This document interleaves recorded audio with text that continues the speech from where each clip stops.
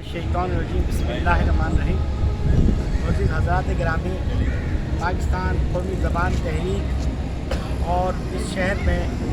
जो उर्दू के हवाले से तंजीमें काम कर रही हैं, उनके इश्तराक से आज 30 जनवरी को हमने ये एक छोटी सी कोशिश ज़रूर की है कि हम सहरा में अज़ान देने की कोशिश कर रहे हैं। हमें मालूम है कि हमारी आवाज़ एक दिन ज़रूर रंग लाएगी और जिस तरह जस्टिस एस ख्वाजा साहब ने इसको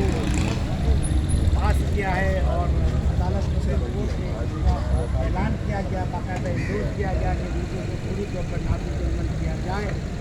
लेकिन यकीनन कोई ना कोई ऐसी सूरत हाल है जिसकी वजह से नाफिज नहीं हो रहा। हम हुकूमत पाकिस्तान से, हुकूमत वक्त से भरपूर ये अपील करते हैं कि सुप्रीम कोर्ट के इस फैसले को फौरी तौर पर माना जाए, इस पर अमल दरामद किया जाए,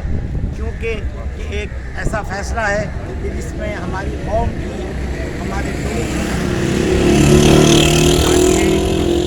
इस कौम की बेहतरी के लिए ये फ़ैसला होगा कि अगर उर्दू को फौरी तौर पर नाफिज किया जाए तो हम समझते हैं कि इस मुल्क में एक ऐसा इत्तेहाद कायम होगा कि जिसकी कोई मिसाल नहीं। मैं तमाम दोस्तों का, मैं उन तमाम साथियों का कि जो यहाँ पर हमारी एक छोटी सी आवाज़ पर तशरीफ़ लाए, मैं उनका शुक्रिया अदा करना चाहता हूँ।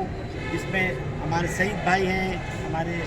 रजी साहब हैं, रजी सैयद साहब हैं, फारूक अर्शी भाई हैं, मसूद वसी हैं, वसीम इंजीनियर साहब हैं, हबीब भाई हैं, हमारे सईद भाई हमारे गयूर साहब हैं, फयाज़ सर, हम इस्लाम खान साहब। तो ये वो लोग हैं कि जो वाकई उर्दू से मोहब्बत करते हैं, बल्कि इस मुल्क से मोहब्बत करते हैं।